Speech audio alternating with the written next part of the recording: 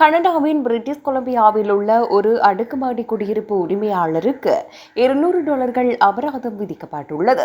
குடியிருப்பின் திரைச்சீலைகளின் நிறம் காரணமாக அவருக்கு இந்த அபராதம் விதிக்கப்பட்டதாக தெரிவிக்கப்பட்டுள்ளது. சிவில் தீர்வு தீர்ப்பாயம் இந்த அபராதத்தை தீர்மானித்ததாக கூறப்படுகிறது.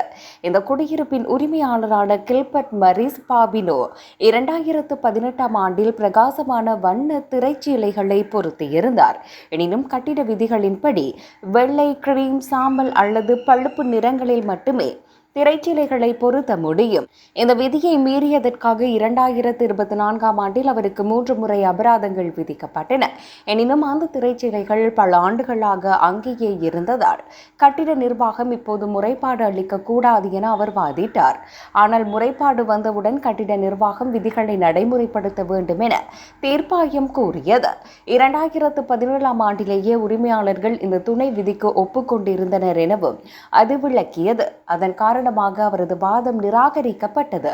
இதன் பின்னர் அவர் வண்ண திரைச்சீலைகளை அகற்றிய போது அவருக்கு $200 அபராதம் விதிக்கப்பட்டது.